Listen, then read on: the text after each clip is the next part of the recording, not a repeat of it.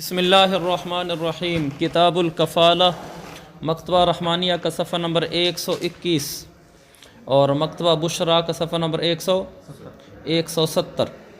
ولا یحبس فیہا ولا یحبس المدعى علیہ فیہا ای فی الحدود والقصاص، مدعا علیہ کو حدود اور قصاص میں جیل میں نہیں ڈالا جائے گا حتیٰ یشہد شاہدانی مستورانی، جس پر دعویٰ ہے کہ اس پر حد نافذ کی جائے یا اس سے قصاص لیا جائے۔ حد اور قصاص تو بڑی سزا ہے نا، جیل چھوٹی سزا ہے۔ سب سے پہلے تو قاضی اس کو جیل میں ڈالے گا، تو اس کو جیل میں بھی اس وقت تک نہیں ڈالے گا جب تک دو مستور الحال گواہ گواہی نہ دے دیں۔ مستور الحال جن کا حال معلوم نہ ہو، یعنی نہ ان کا فسق معلوم ہو اور نہ ان کی عدالت معلوم ہو۔ دو ایسے گواہ ہوں جن کا پتہ نہیں یہ نیک صالح ہیں یا فاسق ہیں، لیکن انہوں نے آ کر گواہی دے دی ہے تو ان کی گواہی قبول کر لیں گے، اور ان دو گواہوں کی گواہی کی بنیاد پر اس کو جیل میں ڈال دیں گے۔ او شاہد عدل، یا ایک گواہ ہو لیکن عادل ہو، نیک صالح ہو، اس کی بات کا اعتبار کیا جاتا ہو، وہ آ کر گواہی دے دے تو بھی اس کو جیل میں ڈال دیں گے۔ یعرفہ القاضی، یہ شاہد عدل یعرف القاضی ہے، ایسا گواہ جو عادل ہو جس کو قاضی بذات خود جانتا ہو۔ لأن الحبس للتہمۃ، کیونکہ للتہمۃ ہا ہونا، کیونکہ جیل میں ڈالنا حدود اور قصاص میں تہمت فساد کی وجہ سے ہے۔ تہمت فساد کا مطلب یہ کہ یعنی شاید یہ شخص مفسد ہو، یعنی شاید یہی شخص ہے جو مفسد ہے اور فساد پیدا کر رہا ہے، اور اس نے اس پر حد جاری ہونی ہے، تو اس آدمی کو جیل میں ڈال دیں گے۔ وَالتُّهْمَةُ تَثْبُتُ بِأَحَدِ شَطْرَيِ الشَّهَادَةِ إِمَّا الْعَدَدُ أَوِ الْعَدَالَةُ، اور جو تہمت ہے وہ شہادت یعنی گواہی کے دو حصوں میں سے ایک حصے سے ہی ثابت ہو جاتی ہے۔ گواہی میں دو حصے ہوتے ہیں نا، کیا قرآن میں آتا ہے؟ دو گواہ ہوں جو عادل ہوں، تو ایک تو عدد ضروری ہے گواہی میں، ایک شطر ایک حصہ اس کا یہ ہے۔ دوسرا ایسا یہ ہے کہ دونوں گواہ عادل ہوں، یعنی دو گواہ ہوں اور دونوں عادل ہوں، تو گواہ کے اندر دو شطر پائے گئے، ایک اس کا عدد یعنی دو کا عدد ہو اور دوسرا عدالت۔ یہاں اگر ایک بھی شطر پایا جائے، یعنی پیچھے دیکھو شاہدانی مستورانی، وہاں عدد والا شطر پایا جا رہا ہے، عادل نہیں ہے وہ دونوں۔ اور شاہد عدل، یا عدالت والا پہلو پایا جا رہا ہے مگر اس میں عدد نہیں ہے، ایک گواہ ہے، تو بھی جیل میں ڈال دیں گے۔ بخلاف الحبس فی باب الاموال، برخلاف اموال کے معاملے میں جیل کے اندر ڈالنا، یعنی اگر مال کی وجہ سے کسی کو جیل میں ڈالنا ہے کہ ایک آدمی قرضہ نہیں دے رہا، اس سے قرضے کی وصول یابی کے لیے اس کو جیل میں ڈالا جا رہا ہے، تو اس صورت میں لا یحبس فیہ بشہادت مستورین او شاہد عدل، تو ایسی صورت میں دو مستور الحال گواہوں یا ایک عادل شاہد کی وجہ سے جیل میں نہیں ڈالا جائے گا۔ کیوں؟ لأنہ اقصى عقوبۃ فیہ، انہ کی ضمیر حبس کی طرف، فیہ کی باب الاموال کی طرف، کیونکہ جیل میں ڈالنا اموال کے باب میں یہ سب سے آخری درجے کی سزا ہوتی ہے۔ اقصى عقوبہ سب سے آخری درجے کی سزا، اس لیے کہ جس سے آپ نے پیسے لینے ہیں، آپ اس کو پیسے لینے سے جیل میں ڈال رہے ہیں، تو اس کو اب یہی سزائیں دے سکتے ہیں، اس سے زیادہ اس کو قتل تو نہیں کر سکتے، تو لہذا وہ سب سے آخری درجے کی سزا ہے۔ جب سب سے آخری درجے کی سزا ثابت کرنی ہے تو گواہی بھی سب سے اعلیٰ درجے کی چاہیے ہوگی، اور سب سے اعلیٰ درجے کی وہی ہے کہ عدد بھی پورا ہو، عدالت بھی ہو۔ فلا يثبت هذا الحبس الا بحجت کاملہ، لہذا یہ والا حبس اموال کے باب والا یہ حجت کاملہ سے ہی ثابت ہوگا، اور حجت کاملہ عدل و عدالت دونوں کے ساتھ ہوتی ہے۔ وذکر فی ادب القاضی ان علی قولہما لا یحبس فی الحدود والقصاص بشہادت الواحد، ادب القاضی میں یہ لکھا ہے کہ صاحبین کے قول کے مطابق حدود اور قصاص میں بھی ایک آدمی کی گواہی سے جیل میں نہیں ڈالا جائے گا۔ جیسے ابھی پیچھے ہم نے پڑھا نا کہ ایک آدمی کی گواہی سے ڈال دیں گے، وہ کہتے ہیں حدود اور قصاص میں بھی نہیں ڈالیں گے۔ وجہ وہ کہتے ہیں لحصول الاستیثاق بالکفالۃ، اس لیے ترجمہ کیونکہ کفیل لینے سے مقدمہ کی مضبوطی حاصل ہو جاتی ہے، کیونکہ کفیل لینے سے مقدمہ کی مضبوطی حاصل ہو جاتی ہے۔ اور صاحبین کے نزدیک آپ نے پڑھا ہے کہ حدود و قصاص میں کفالہ لینا، کفالہ جائز ہے، کفیل لینا جائز ہے، لہذا جب ان کے ہاں کفیل لینے سے کام چل سکتا ہے تو قید میں ڈالنے کی ضرورت نہیں ہے۔ قید میں ڈالا جاتا ہے اس بات کو، مقدمہ کو پختہ کرنے کے لیے کہ بندہ قابو میں آ گیا ہے نا، بعد میں حدود کے ساتھ بھی گواہوں سے ثابت کر کے جاری کر لیں گے، لیکن ابھی مقدمہ مضبوط کر لو، بندے کو جیل میں ڈالو۔ صاحبان فرماتے ہیں مقدمے کی مضبوطی یہ کفیل لینے سے حاصل ہو جاتی ہے، اور ان کے نزدیک کفیل لینا تو جائز ہے، لہذا صاحبان کے نزدیک اس آدمی سے کفیل لے لیا جائے گا تاکہ مقدمہ پختہ رہے کہ کل اگر یہ نہ بھی پیش ہوا تو کفیل اس کو پیش کرے گا، چنانچہ اس کو ایک آدمی کی گواہی سے جیل میں نہ ڈالا جائے۔ اچھا، والرہن والکفالت جائزان فی الخراج، رہن اور کفالت دونوں خراج میں جائز ہیں۔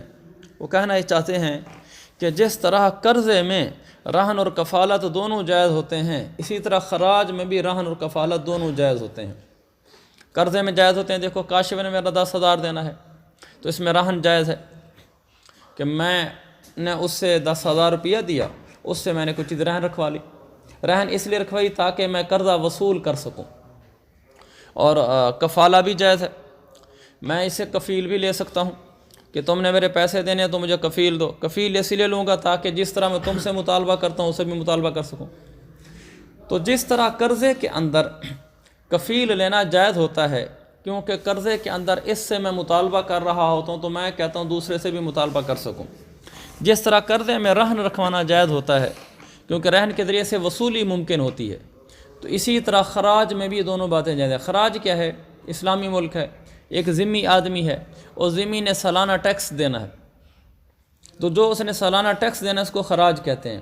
اس خراج کے بدلے میں وہ رہن رکھواتا ہے، وہ کفیل دیتا ہے، جائز ہے، یا اس کے بدلے میں اس سے کفیل مانگا جاتا ہے کہ تو نے جو ٹیکس دینا ہے سال بعد مثلا 50,000 روپے، اس کے بدلے میں کچھ چیز رہن رکھو، یا اس کے بدلے میں کفیل دو ہمیں، یہ جائز ہے۔ یہ مطلب ہے مسئلے کا۔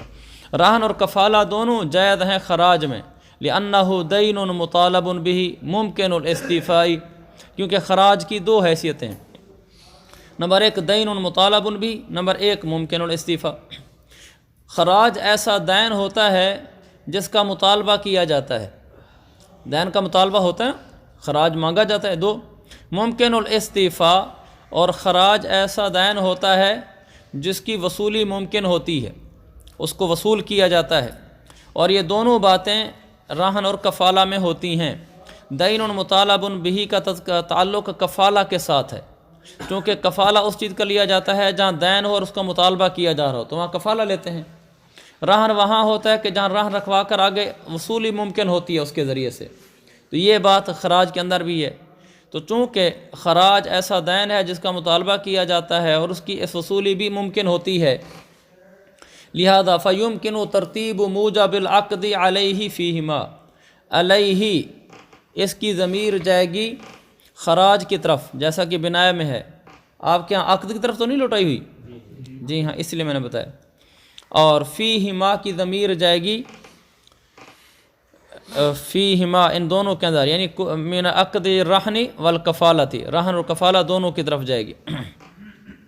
اب دیکھو فیمکن ترتیب موجب العقد، عقد سے مراد یہاں عقد کفالہ عقد رہن ہے، تو چونکہ خراج ایسا دین ہے جس کا مطالبہ کیا جاتا ہے اور وہ ممکن الاستیفاء ہوتا ہے، لہذا اس عقد کے موجب کو مرتب کرنا خراج پر جائز ہے رہن اور کفالہ دونوں کے اندر۔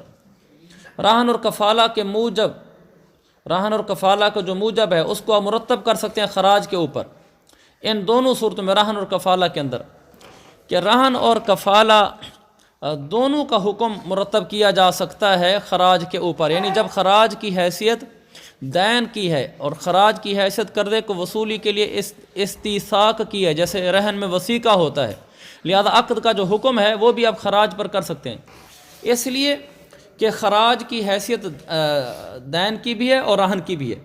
جب دین اور رہن دونوں کی حیثیت ہے تو دین اور رہن دونوں کا حکم آپ مرتب کر سکتے ہیں خراج کے اوپر بھی، کہ جس طرح وہاں دین کا آگے کفالہ ہوتا ہے کہ کوئی قرضہ تو اس کا کفالہ لے جاتا ہے، اور قرضے کی وصولی کو پختہ کرنے کے لیے رہن رکھا جاتا ہے، یہی صورتیں یہاں یعنی رہن اور کفالہ کی خراج کے اندر بھی ہوں گی، چنانچہ خراج میں رہن بھی رکھوایا جائے گا اور کفالہ بھی لیا جائے گا۔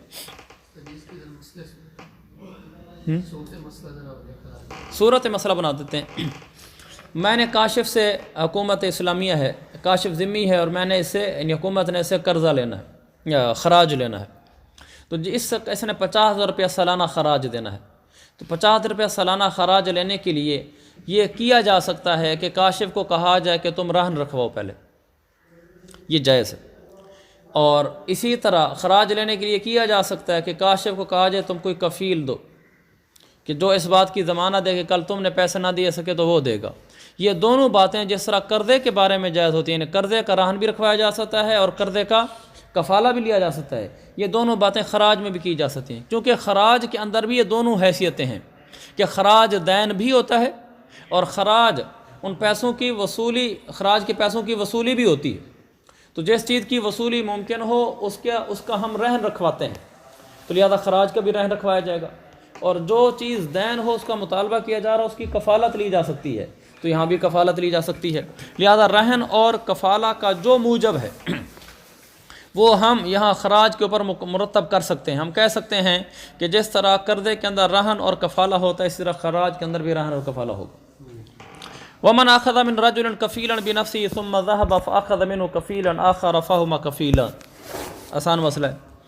ایک آدمی نے ایک آدمی سے کفیل بنفس لے لیا، یعنی میں نے کاشف سے کفیل بنفس حذیفہ کو لے لیا، پھر یہ رب و دین گیا اور اسے جا کر ایک اور کفیل لے لیا، یعنی پھر گیا اس کے پاس اور کہا کہ بھئی مجھے ایک اور کفیل دو، ایک اور کفیل لے لیا، فہما کفیلان، تو اب یہ دونوں مستقل کفیل شمار ہوں گے، یعنی اب اس کے دو کفیل ہو گئے۔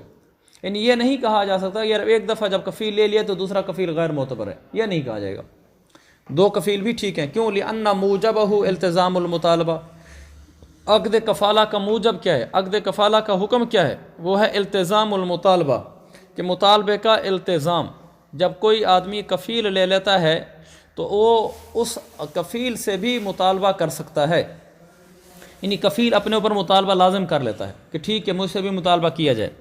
والمطالبۃ متعددۃ، اور مطالبہ تو متعدد ہوتا ہے، اس لیے کہ مطالبہ ایک ہی مطالبہ کئیوں سے کیا جا رہا ہوتا ہے۔ مثلا اسی صورت میں جب ہم نے ایک کفیل لیا تھا حذیفہ کو، اس وقت بھی تو مطالبہ متعدد تھا نا، اس لیے کہ مطالبہ اصیل سے بھی تھا، کفیل سے بھی تھا۔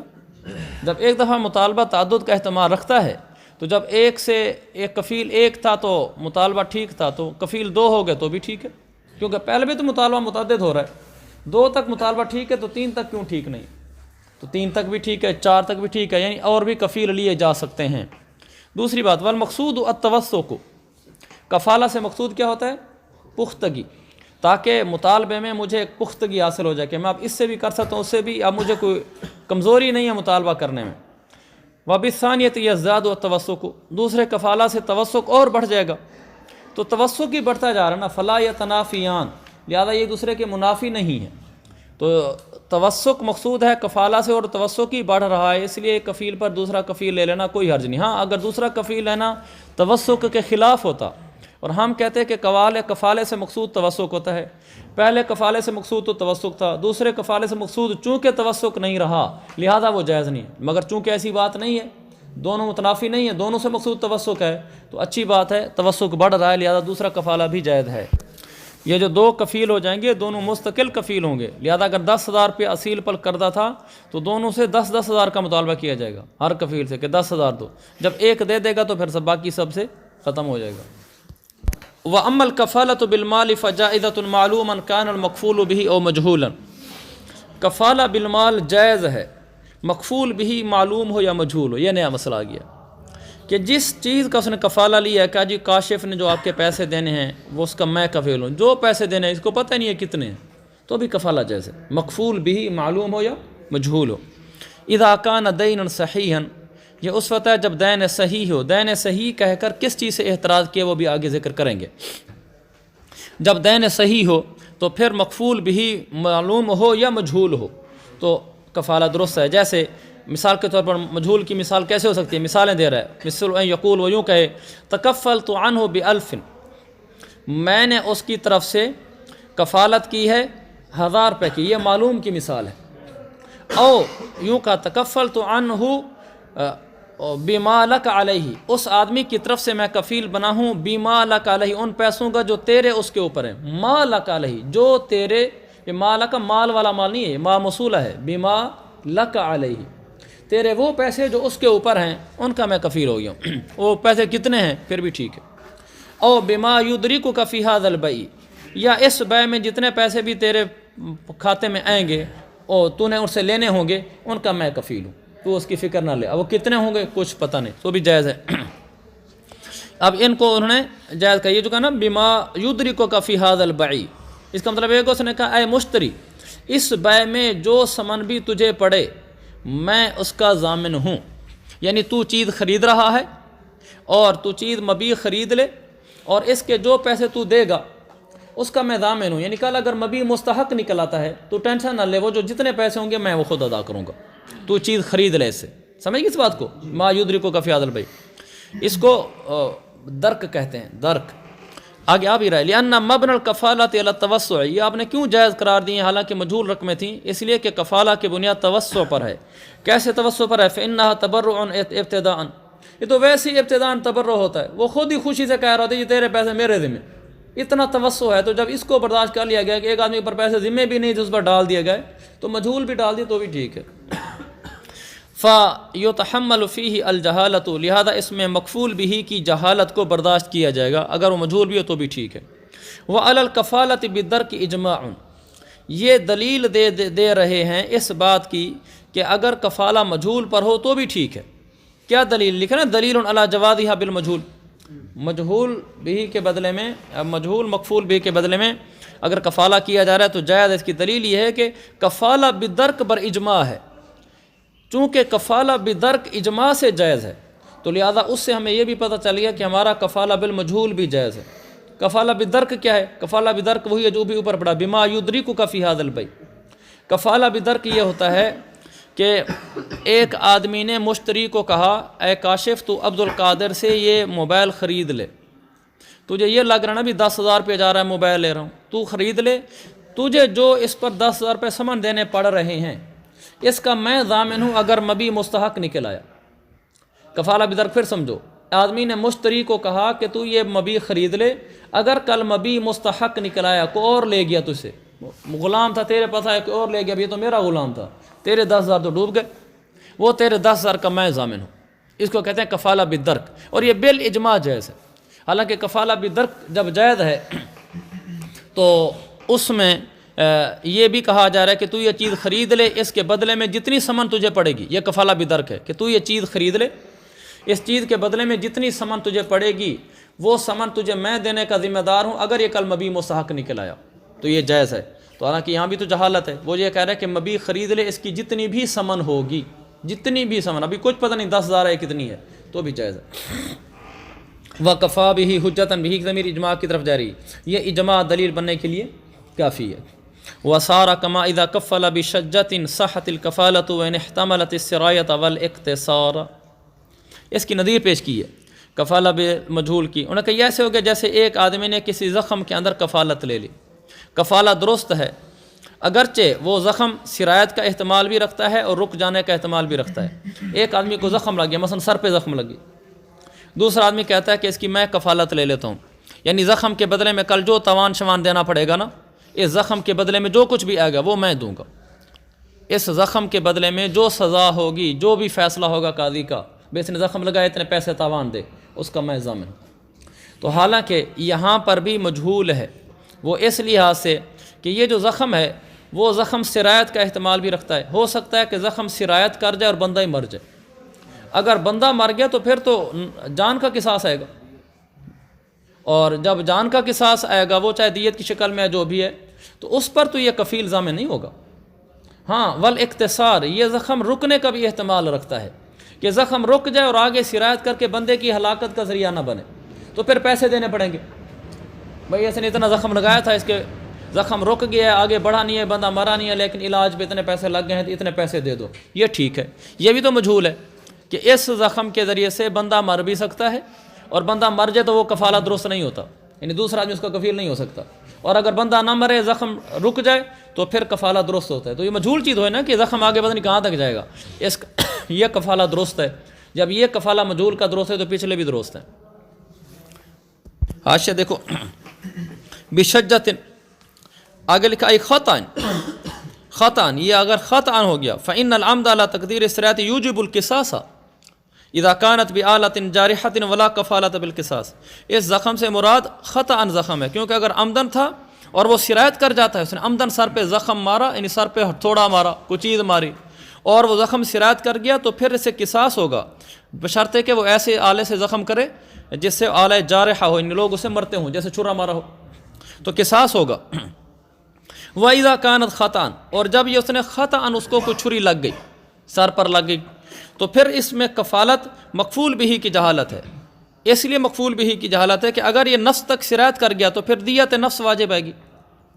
تو اور اگر یہ زخم، ورنہ پھر یہ سجا کا ہوگا. یہ مسئلہ یوں ہے، پچھلے مجھ سے بھی سمجھانے میں تھوڑا تسامح ہو گیا ہے. یہ یوں ہے کہ اس نے خطأً کیا. خطأً کرنے کی صورت میں یہ کہ اگر یہ زخم سرایت کر گیا تو پھر وہ آدمی مر جائے گا، اور مر جانے کی صورت میں اس کی دیت واجب آئے گی، اور دیت کی مقدار زیادہ ہوتی ہے. یہ جملہ میں نے نہیں بولا تھا پہلے، یہ جملہ بھی ساتھ بولنا چاہیے. اور والاختصار کا مطلب یہ ہے کہ اگر وہ زخم رک گیا تو پھر اس میں صرف زخم کی عرش آئے گی، تاوان آئے گی، اور وہ تھوڑی ہوگی. تو اس صورت میں اس نے کفالت تو لی ہے کہ اس زخم کی کفالت میں لیتا ہوں، لیکن اس کفالت بالمال کے بدلے میں اس کفیل پر جتنا مال پڑے گا وہ مال مجہول ہے. اگر زخم سرایت کر گیا تو دیت کی پیسے دینے پڑیں گے جو زیادہ ہیں، اگر سرایت نہ کر گیا تو پھر کو صرف زخم کے پیسے دینے پڑیں گے جو کہ تھوڑے ہیں. مال مجہول ہو گیا نا، اس کے باوجود کفالت درست ہے. لیکن دے گا وہ کفیل اگرچہ مر بھی. آگے بھائی، وشرط ان یکون دینا صحیحا، اور امام قدوری نے یہ بھی شرط لگائی ہے نا کہ مقفول بھی دین صحیح ہو. اذا کان دینا صحیحا پر کہا تھا نا، میں نے کہا تھا آخر میں پڑھیں گے، آخر میں آ گیا ہے. ومرادہ، اور ان کی مراد یہ ہے کہ اللہ یکون بدل کتابہ، وہ جو دین ہے نا وہ دین بدل کتابت نہ ہو. بدل کتابت بھی دین ہوتا ہے نا، وہ بدل کتابت نہ ہو. اگر بدل کتابت ہے تو وہ دین صحیح نہیں ہوگا. اور بدل کتابت کے بارے میں یہ اپنی جگہ پر باقاعدہ آ جائے گا، بدل کتابت کی وہاں وضاحت کر دیں گے آگے. والمکفول له بالخیار ان شاء طالب الذي عليه الاصل وان شاء طالب کفیلہ. بہت آسان مسئلہ ہے. مکفول لہو کا اختیار ہے، اگر چاہے تو مطالبہ کرے اس شخص سے جس کے اوپر اصل دین ہے، وہ کون ہے؟ کاشف. اور اگر چاہے تو اس شخص کے کفیل یعنی حذیفہ سے مطالبہ کرے. یعنی مجھے اگرچہ کفیل میں نے مانگ لیا، کفیل بن گیا، تو بھی مجھے اختیار ہے، میں کاشف سے بھی مانگ سکتا ہوں. کاشف یہ نہیں کہہ سکتا جی جا کر اسی سے مانگو، میں نے آپ کو ضامن نہیں دیا تھا. نہیں، دونوں سے مانگ سکتا ہوں. لأن الکفالۃ ضم ذمۃ الی ذمۃ فی المطالبۃ. کفالت کی تعریف یہ ہے کہ ایک ذمہ موجود ہو، اس کے ساتھ ایک اور ذمہ ملا دینا مطالبے کے اندر. وذالک یقتضی قیام الاول لا البراءۃ عنہ. اور یہ ضم ذمۃ الی ذمۃ، ایک ذمے کے ساتھ دوسرا ذمہ ملانا، یہ اس بات کا تقاضا کرتا ہے کہ پہلا ذمہ بھی موجود ہو. دیکھو جب آپ ایک چیز کو دوسری کے ساتھ جا کر ملائیں گے، وہ کھڑی ہوگی تو آپ ملائیں گے نا. تو ضم و ذمتی الی ذمتی کا لفظی تقاضا کرتا ہے کہ پہلی چیز موجود ہو. جب پہلی موجود ہے تو اسے مطالبہ بھی کر سکتا ہوں. لل براءۃ عنہ، یہ تقاضا کرتا ہے کہ پہلا موجود ہو، اس کا تقاضا نہیں کرتا کہ اسے برات کر لی جائے، لہذا اس سے برات نہیں ہوگی. الا اذا شرط فیہ البراءۃ فحینئذ تنعقد حوالۃ اعتبارا للمانی. مگر یہ کہ جب اس میں برات کی، اصیل کی برات کی شرط لگا دی جائے کہ کفیل کہے کہ اصیل کہے میں کفیل دیتا ہوں اس شرط پر کہ تم مجھ سے مطالبہ نہیں کرے گا، پھر ٹھیک ہے، پھر صرف کفیل سے مرام ہوگا، اصیل سے نہیں ہوگا. فحینئذ تنعقد الکفالۃ حوالۃ، پھر اس وقت یہ کفالہ حوالہ میں منتقل ہو جائے گا، اعتبارا للمعانی، معانی کا اعتبار کرتے ہوئے. دیکھو ایک ہوتا ہے عقد کفالہ جو تم پڑھ رہے ہو، اور ایک ہے عقد حوالہ جو تم پڑھو گے. حوالہ میں یہ ہوتا ہے کہ جس آدمی نے پیسے دینے ہوتے ہیں، مثلا کاشف نے، وہ یہ کہہ دیتا ہے کہ میں اپنے قرضے کا حوالہ عثمان پر کرتا ہوں. حوالہ کا مطلب یہ ہوتا ہے کہ حول یحول، منتقل کر دینا. میں نے اپنے سے اٹھا کر ادھر منتقل کر دیا، لہذا آئندہ تم مجھ سے مطالبہ نہیں کر سکو گے. اس کو حوالہ کہتے ہیں. اور اس کو کفالہ کہتے ہیں کہ کاشف کہہ دیتا ہے کہ بھائی تمہیں میرے اوپر یقین نہیں آ رہا، میں تمہیں قرضہ دوں گا، پھر بھی میں تمہیں ایک ضامن دے دیتا ہوں. یعنی میں تو دوں گا، تمہیں یقین نہیں آ رہا تو ایک ضامن لے لو مجھ سے. تو اس صورت میں پھر دونوں سے کیا جاتا ہے. تو کفالہ میں دونوں سے کیا جائے گا، لیکن اگر کفالہ میں شرط ہی لگا دی جائے برات کی، وہ پھر خود بخود حوالہ ہو جائے گا. حالانکہ لفظ تو کفالہ کے استعمال ہوئے تھے، مگر جب اس نے شرط لگا دی تو یہ معنی کے اعتبار کرتے ہوئے حوالہ بن جائے گا، اور عقود میں معانی کا اعتبار ہوتا ہے. سمجھ گئے مسئلے کو؟ فحینئذ تنعقد الکفالۃ حوالۃ، اعتبارا للمعانی کما ان الحوالۃ بشرط اللہ یبرأ بها المحیل یکون کفالۃ. یہ بالکل ایسے جیسے حوالے کے مسئلے میں ایسے سمجھ لو.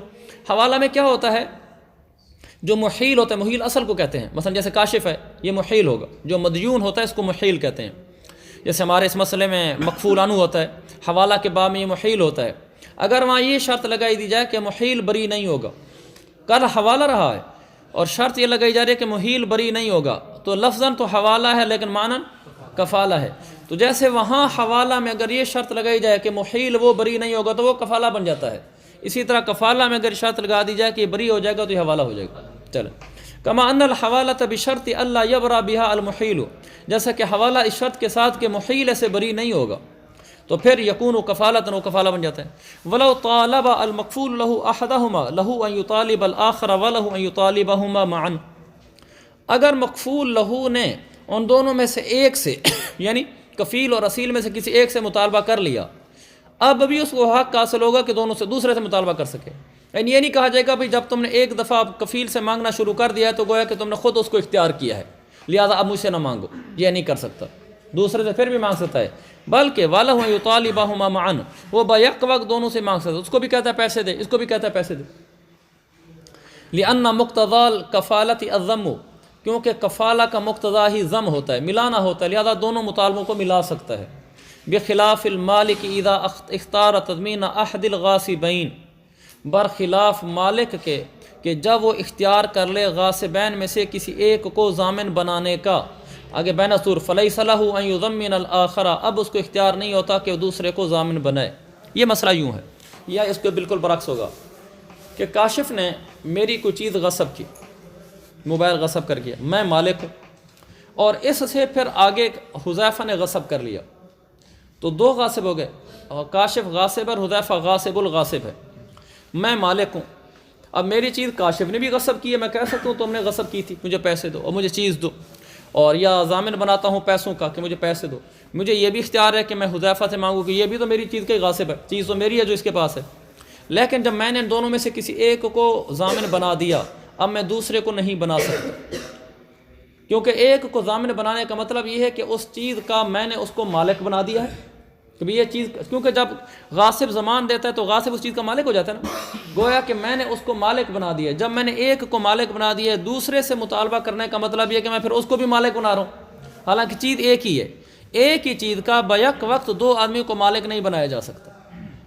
لہذا جب ایک سے میں نے مطالبہ کر لیا، تضمین کر لی، تو اس کو مالک بنا دیا تو دوسرے سے نہیں کر سکتا. یہ کہہ رہے ہیں برخلاف مالک کے جب اس نے اختیار کر لیا تضمین احد الغاصبین، دو غاصبوں، غاصب اور غاصب الغاصب، دو غاصبوں میں سے کسی ایک کو ضامن بنانے کا، فلیس لہ ان یضمن الآخر، دوسرے کو ضامن نہیں بنا سکتا. لأن اختیار المالک احدہما یتضمن التملیک منہ، کیونکہ مالک ان دونوں میں سے کسی ایک کو اختیار کر لینا یہ اس بات کو متضمن ہے کہ یہ مالک التملیک منہ اب اسی شخص کو اپنی اس چیز کا مالک بنا رہا ہے. فلا یمکنہ التملیک من الثانی، فلا یمکن المالک، مالک کے لیے ممکن نہیں ہے کہ وہ ایک ہی چیز کا دوسرے کو بھی مالک بنا دے. نیچے لکھا ہوا ہے منصور میں لأنه من المحال ان يملك العين الواحدة جميعا من اثنين في زمان واحد، پوری کی پوری ایک ہی چیز کو وہ ایک ہی زمانے میں دو آدمی کو مالک بنا دیا. جانی کیا بنایا جا سکتا؟ جب میں نے ایک آدمی سے اپنے مقصوبہ مال کے 10,000 روپے قیمت ہی پورے 10,000 ہی مانگ لیے، پھر دوسرے سے 10,000 کیسے مانگ سکتا ہوں؟ کیونکہ جب میں نے پوری چیز کا اس کو مالک بنا دیا تو دوسرے کو تو مالک نہیں بنا سکتا. آگے اما المطالبۃ بالکفالۃ لا یتضمن التملیک، کفالہ میں جو مطالبہ ہوتا ہے وہ تملیک کو متضمن نہیں ہوتا. تو چونکہ تملیک کو متضمن نہیں ہوتا لہذا دوسرے سے مطالبہ کیا جا سکتا ہے. فواضح الفرق، اس میں فرق واضح ہو گیا. یعنی یہ نہیں کہا جا سکتا کہ غاصب والی صورت میں تو ایک سے جب مطالبہ کر لے تو دوسرے سے نہیں کر سکتا، تو کفالہ کی صورت میں جب ایک سے مطالبہ کر لے تو دوسرے سے کیوں کرتا ہے. اگلا مسئلہ بالکل آسان ہے، ایسے پڑھتے جاؤ، جنت کے درجوں پہ چڑھتے جاؤ. وَيَجُوزُ تَعْلِيقُ الْكَفَالَةِ بِالشُّرُوطِ، کفالہ کو شرط کے ساتھ معلق کرنا جائز ہے. بالکل ایک آدمی کفیل بن رہا ہے اور وہ کہہ سکتا ہے بھی اگر تو نے یہ والی بیع کر لینا تو پھر تو میں کفیل ہوں گا، اگر یہ نہ کی نا تو پھر نہیں ہوں گا. تو ٹھیک ہے، اس کو اختیار ہے. بھائی یہ مسئلہ لکھا ہوا میں بتا بھی دیتا ہوں. مثل ان یقول، مثلا مثال کے طور پر کفیل یوں کہے ما بایات فلان فعلیہ، نیچے لکھا ما بایات معنی ان بایات، اگر تو نے ابھی بیع کر لی، اگر تو نے فلاں شخص سے بیع کر لی تو پھر اس کے پیسے میرے ذمہ ہوگا۔ وما ذاب علیک وما ذاب لک علیہ فعلیہ، ما ذاب ان ذاب لکھا ہوا، ذاب کا معنی ثبت، ان ثبت لک علی فلان فعلیہ، اگر فلاں آدمی کے ذمے تیرے کوئی پیسے ثابت ہو گئے تو پھر میرے ذمے ہے، اگر فلاں کے ذمے ثابت نہ ہو نا کسی اور کے ذمے ثابت ہو تو پھر میرے ذمے نہیں ہے، شرط لگا رہا نا یہ۔ اس طرح او ما غصبک فعلیہ ای ان غصب منک فعلیہ، اگر اس نے تجھ سے کوئی چیز غصب کی ہے، اگر وہ تجھ سے کوئی چیز غصب کرے تو پھر یہ میرے ذمہ ہو گیا۔ بہرحال شرط کے ساتھ کفالہ درست ہے، اس کی دلیل والاصل فیہ، اس کے اندر دلیل یہ ہے۔ خیر میں کہہ رہا تھا اس میں جو دلیل ہے، کس میں دلیل کے کفالہ شرط پر جائز ہوتے ہیں، والاصل فیہ، اس میں دلیل یہ ہے اللہ تعالیٰ کا فرمان وَلِمَنْ جَاءَ بِهِ حِمْلُ بَعِيرٍ وَأَنَا بِهِ زَعِيمٌ، جو آدمی بھی یہ پیالہ، یوسف علیہ السلام کے قصے میں، جو آدمی بھی یہ پیالہ لے کر آئے گا اس کے لیے ایک اونٹ کا بوجھ ہوگا، ایک اونٹ پر جتنا بوجھ لادا جاتا ہے اتنا بوجھ اس کو انعام دیا جائے گا۔ وَأَنَا بِهِ زَعِيمٌ، اور اس اونٹ کے بوجھ کا میں ذمہ دار ہوں، یعنی اگر اس کو اونٹ کے بوجھ کے بقدر وہ نہ ملی گندم تو میں دوں گا، میں اس کا زعیم ہوں یعنی کفیل ہوں۔ اس میں استدلال کیسے ہوگا؟ دیکھو انہوں نے شرط لگائی ہے کہ اگر کوئی شخص لے کر آئے گا تو پھر اس کو میں دوں گا، یعنی اگر کوئی پیالہ لے کر نہیں آئے گا تو پھر اس کو اونٹ کا بوجھ بھی نہیں ملے گا، میں ضامن بھی نہیں ہوں گا۔ تو ضامن بننا اس شرط کے ساتھ ہے کہ اگر کوئی شخص اگر کوئی شخص پیالہ لے کر آئے تو پھر اونٹ کے بوجھ کے بقدر میں ضامن ہوں۔ تو ایک بات تو یہ ثابت ہوئی کہ یہاں شرط کی صورت میں کفالہ کی جا رہی ہے اور جائز ہے۔ ایک بات یہاں اور بھی ثابت ہوئی کہ مجہول چیز کا کفالہ بھی جائز ہے۔ وہ کیا کریں؟ انا بہ زعیم، میں اونٹ کے بوجھ کے بقدر گندم کا ضامن ہوں، اور اونٹ کے بوجھ پر کتنی گندم آئے گی اس کا کوئی پتہ نہیں، تو کم و بیش ہو سکتی ہے، لہٰذا مجہول چیز کا کفالہ بھی جائز ہے اور شرط کے ساتھ معلق کر کے کرنا بھی جائز ہے۔ والاجماع منعقد علی صحت زمان درک، ایک اور دلیل بھی زمان درک کی صحت پر اجماع منعقد ہے، پیچھے ہم پڑھ چکے ہیں، اور زمان درک میں شرط ہوتا ہے کہ اگر اس مبی کا کوئی مستحق نکل آیا، اگر نکل آیا تو میں ضامن ہوں، تو پتہ چلا کہ شرط کے ساتھ کفالہ جائز ہوتا ہے۔ اچھا ثم الاصل انہ، پھر اس میں امر کلی یہ ہے، قاعدہ کلیہ یہ ہے کہ کون سی شرطیں جو ہے نا ان کے ذریعے سے کفالہ جائز اور کون سی شرطوں کے ذریعے نہیں ہے۔ انہوں نے کہا انہ یصح تعلیق الکفالۃ بشرط ملائم للکفالۃ، ہر ایسی شرط جو عقد کفالہ کے ملائم ہو اس کی تعلیق درست ہوتی ہے۔ کفالہ کی تعلیق درست ہے ایسی شرط کے ساتھ جو شرط عقد کے ملائم ہو، یعنی ایسی شرط ہو جس میں عقد کا ساتھ کوئی مناسبت بنتی ہو، جیسے پیچھے ہم بیع کے اندر شرط ملائم پڑھ چکے ہیں، مثلا انہوں نے 3 شرطیں بیان کی ہیں۔ پہلی شرط ان یکون شرطا لوجوب الحق، دوسرا او لامکان الاستیفاء، تیسرا او لتعذر الاستیفاء۔ یہ وہ شرطیں ہیں 3 جو عقد کفالہ کے بالکل مناسب ہیں۔ پہلی ان یکون شرطا لوجوب الحق، حق واجب ہونے کی شرط ہو، یعنی اس سے حق کا وجوب جو ہے، حق کا ثبوت ہے، آپ کے لیے حق ثابت ہو جائے گا اس سے، یہ شرط لگا رہے ہیں۔ مثلا وہ کہہ رہا ہے اذا استحق المبیع فانا ضامن، اگر مبیع مستحق نکلا ہے تو میں ضامن ہوں، میں نے تجھے دلاؤں گا وہ پیسے۔ یا کہتا ہے اول امکان الاستیفاء، اس کا مطلب یہ حق وصول ہونے کے ممکن ہونے کی شرط ہو، یعنی ایسی شرط لگا رہا ہے جس شرط کے ذریعے سے حق کا وصول ہونے کو اور ممکن بنا رہا ہے، ایسی شرط لگائی حق کی وصولی ممکن ہو رہی ہے، تو ایسی شرط تو اچھی بات ہے کہ حق کی وصولی ممکن ہو۔ جیسے وہ کہتا ہے اذا قدم زید فانا زعیم، اور زید کون ہے؟ وہ مکفول عنہ، اور زید مکفول عنہ ہے۔